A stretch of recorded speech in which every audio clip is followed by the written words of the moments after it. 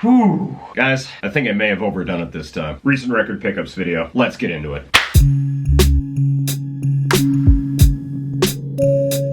What's going on, everybody? This is Sean of Raw Select Music, and I am finally back with another recent record pickups video. And as you may have noticed, kind of overdid it this time around. So that's why, rather than making this video one long marathon video, I'm actually going to break this thing up into 3 parts, starting off with my 7-inch pickups, talking about my reissues / old record pickups, and finally finishing off with the newer, more recent, more modern stuff. So I'm going to try to put these videos out over the course of the next week, and hopefully that'll happen. So because of the amount of records that I have, I'm not going to waste any more time on an introduction, and let's just get into it.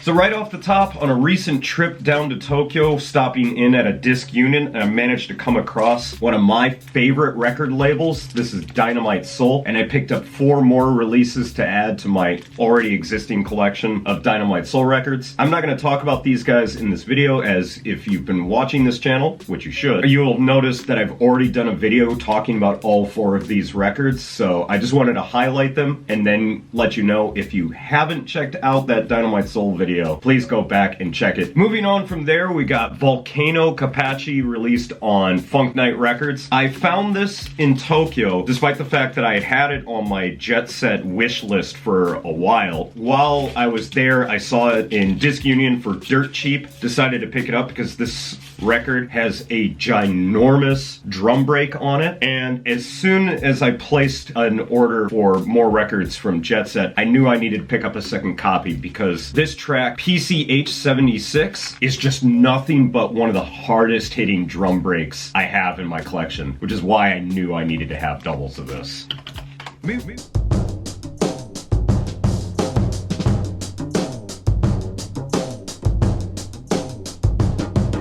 Moving on from there, we have a record from a record label that I often confuse with Funk Night Records, despite them not being located anywhere near each other. We got a Big Crown release. I believe one is a cover of a famous, I believe it's a Mandrill track, which is Fence Walk. And then on the back of it, there's this track called Funky Resurgence. Both are pretty cool, but I think it was the cover of Fence Walk that made me pick this guy up.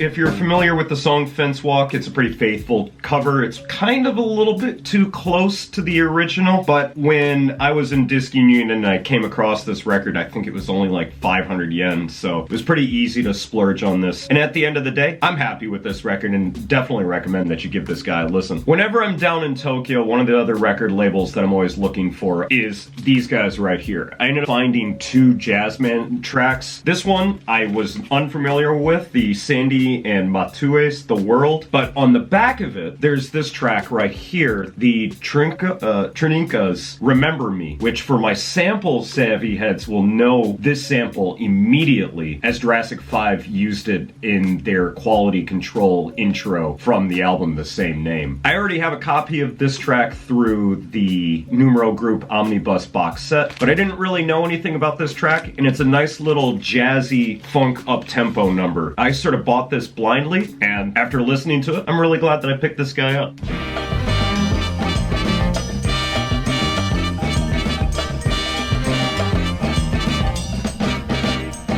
And the other Jazzman record that I picked up is James Reese and the Progressions. Both of these tracks, Jody's Freeze and Let's Go It's Summertime, were featured on the Stones Throw Funky 16 Corners. And as I've been slowly trying to piece together the 7 inches that are on that compilation, once I saw this, I knew I had to have it. And once again, it was dirt cheap. And it's one of those records that, even just going by namesake, I knew that I wanted to add this to my collection.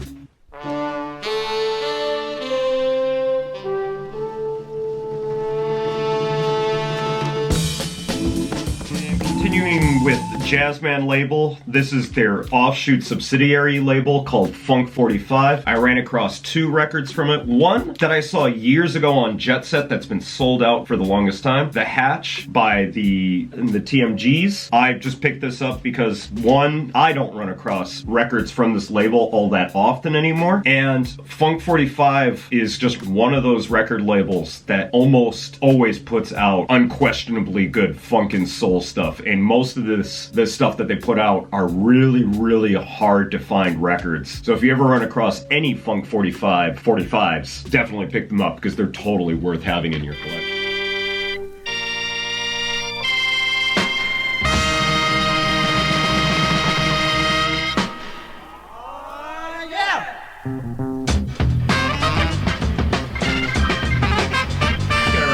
We've got Get Down by the Monterey's, backed with Congestion, Devastation. I didn't really know much about the Devastation track, but the Get Down track by the Monterey's is a song that was featured on the Jazzman Now Again Florida Funk compilation. And it was always a standout track to me because it's just got this super chunky halftime drum break on it, as well as these blaring horns on it. And much like the Funky 16 Corners compilation, I've been trying to piece together that compilation for forever. So anytime that I come across a record that I recognize from that compilation, I immediately pick it up. So when I stumbled onto this one in Disc Union, I knew that I needed to add it to my collection.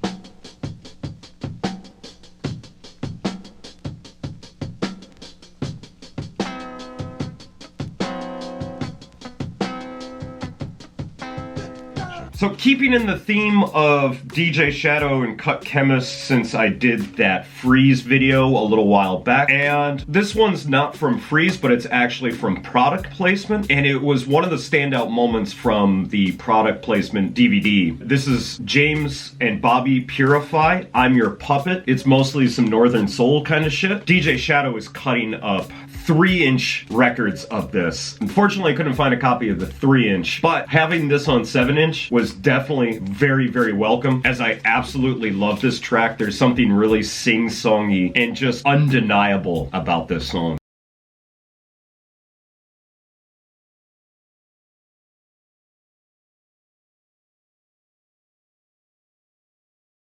On here, there's some like toyish piano, there's some really great soulful vocals on here, and it's just one of those tracks that I feel like anyone can get behind, much like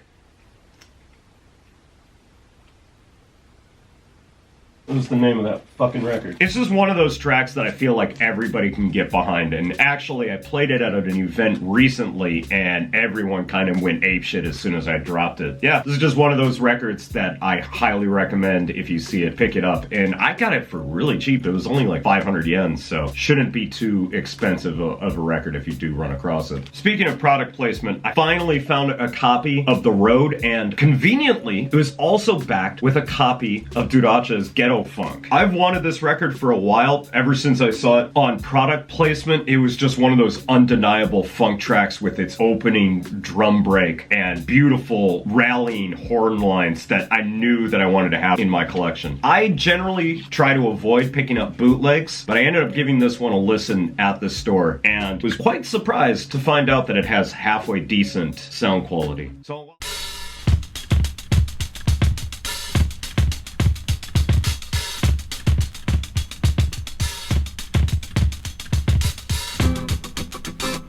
generally opposed to buying bootlegs. Being able to say that I actually have a copy of this song, whether it's bootleg or not, I'm really happy to have added this to my collection, and really am looking forward to playing this guy out whenever I do another funk and soul night. So after all that funk, soul, and jazz, finally getting into some new records. I have here my first pickup from 2020. This is First Word 15, their 15th anniversary release. We got Tall Black Guy and 14KT covering 2 of their tracks, with 14KT doing a sort of salsa-ish cover of Tall Black Guy's I Will Never Know, and Tall Black Guy doing a jazzy neo-soul hip-hop number with his remix of The Power of Same. Both these tracks are really, really good, but my preference still lies with the almighty Tall Black Guy. I mean,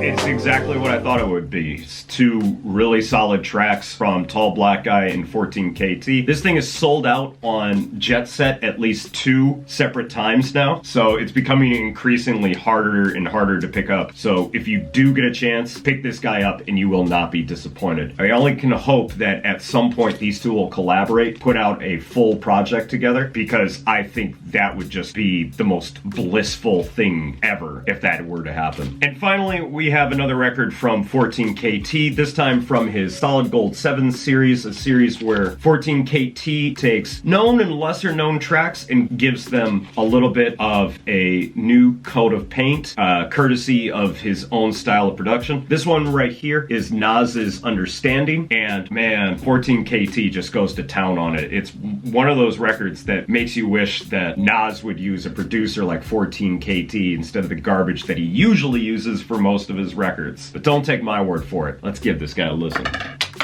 Bang. Chrysler, pursuing niggas in my cipher, start wildin' like insane and style. I'm on Rikers Island, verbal assassin, I murder freestyling. 1, 2 for the gun crew, 3 drinking Cristal. Banging as always. 14KT's Solid Gold 7 series are becoming increasingly hard to find. So if you do stumble across one of these, pick them up, because you never know when you're ever gonna see them again. So that's going to be it for me today, guys. Thanks as always for watching. If you've checked out any of these records for yourself, please let me know what you thought about them down in the comments. If you want to hear any of the records that I talk about on this channel, please head over to my WordPress or Mixcloud, because that's where I'll be posting audio links so you can check out any of the records that I talk about on this channel. As well as please head over to my Mixcloud, where you can check out Raw Select Radio. There I play records like the ones that I talk about in these videos, as well as records that I don't get a chance to talk about on this channel. Links to everything, as always, down in the description. So that's gonna be it for me today, guys. Thanks as always for watching, and I will catch you in part 2. So until then, peace out!